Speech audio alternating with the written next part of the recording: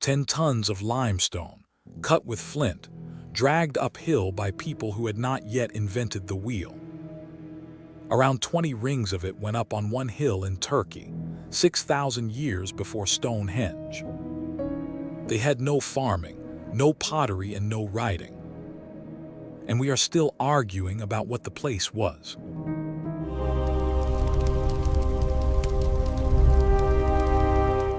Welcome back to Embers Chronicles.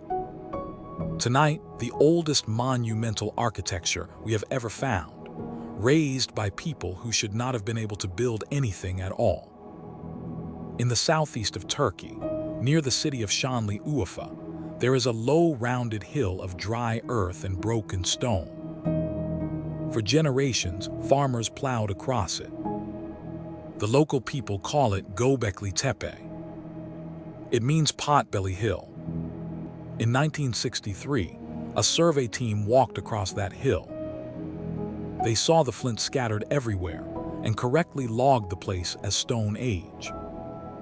But the slabs breaking the surface looked like markers from a small burial ground. They wrote a short note and moved on.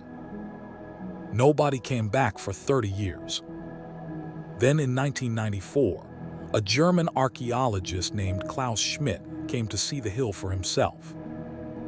He was working his way through every Stone Age site in the literature. On that slope, in a farmer's pile of cleared stones, he found what the survey had missed. It was not a grave marker. It was the top of a pillar, shaped like a giant letter T, cut from a single block of limestone. And when they dug, the pillars kept going down and down.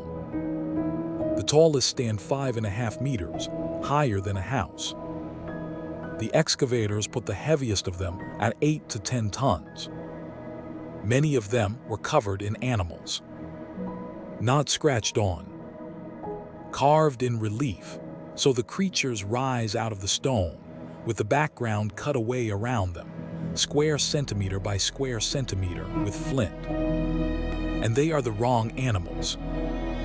Gazelle was the animal these people hunted most, 42% of the animal bone they have identified.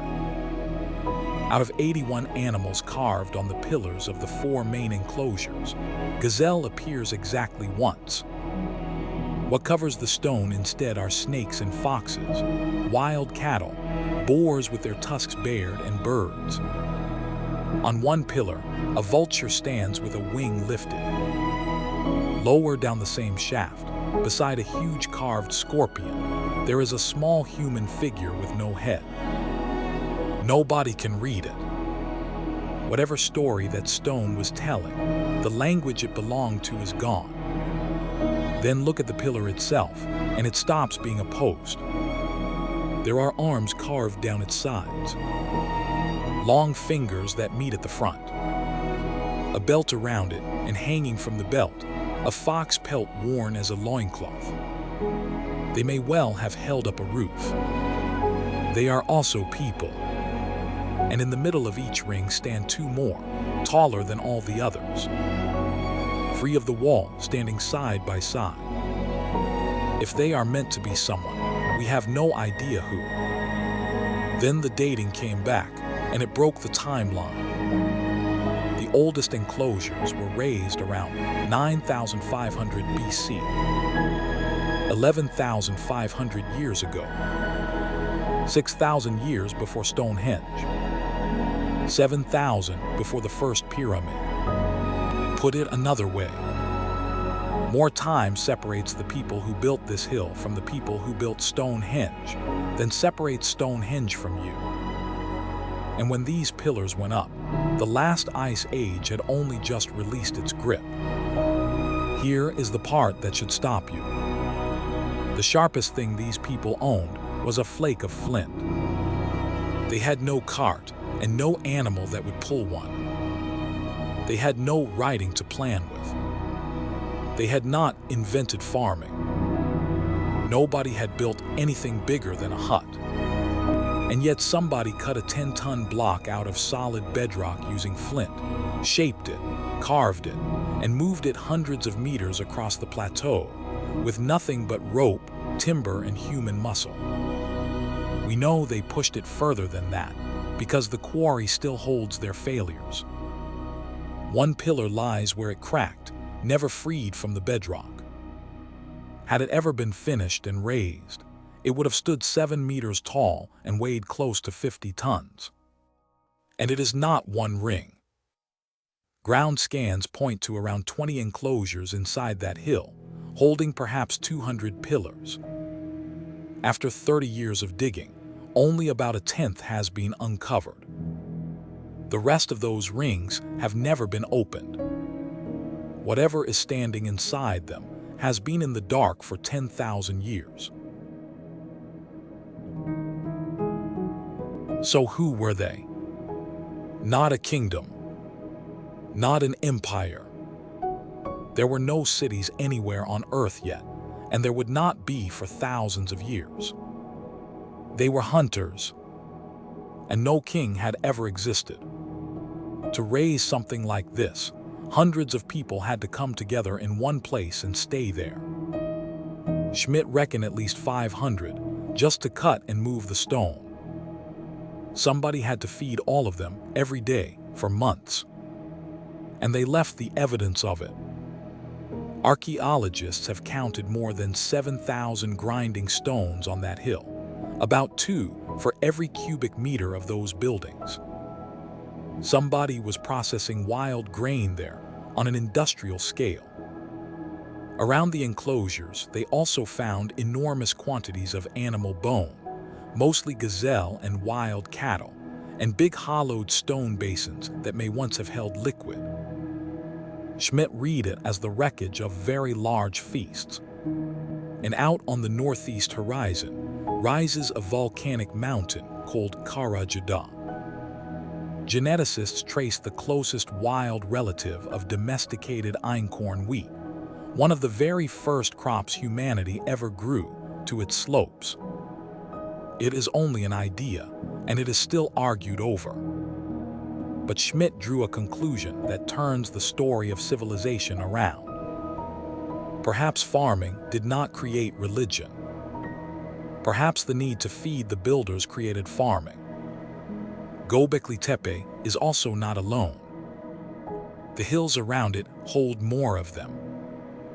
At a place called Karahan Tepe, pillars stand that were carved directly out of the living bedrock. Archaeologists now speak of a whole landscape of these places, built by the same culture across 1,500 years. And then there is the strangest fact of all. One by one, across roughly 1,000 years, the great enclosures filled up to their shoulders and disappeared. For 20 years, the answer looked certain. Schmidt was sure his people had done it themselves. Rubble, stone chips, and animal bone carried in by hand and packed around the pillars, deliberately to bury them. The excavators no longer believed that. Reading the layers again, they found the worst damage on the side facing the slope, which is what a hillside collapsing looks like. Most of the fill, they now think, slid in on its own. Klaus Schmidt saw a ritual burial. The team working that hill today sees collapsing ground, some dumping by hand, and people who kept rebuilding against it. He did not live to argue the point. He was gone in 2014. Whatever put it there, that covering is the only reason any of it survived. Everything else from that world rotted, scattered, or crumbled to dust.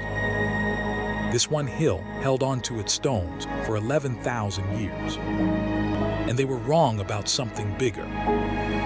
For years, the story was that nobody lived here, that this was a temple in an empty land.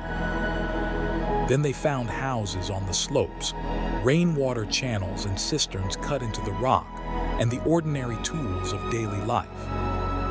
Somebody lived on that hill, which means the thing we have been calling the oldest temple on Earth may be one of the oldest towns, with the temple inside it. The dig that rewrote history is still busy rewriting itself.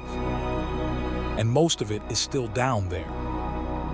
Beneath the soil of one small hill in Turkey, there are rings of carved stone. No living person has ever laid eyes on them. So what do you believe Göbekli Tepe was?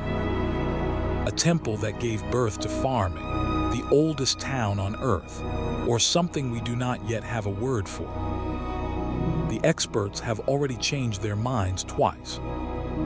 Tell us your theory in the comments below.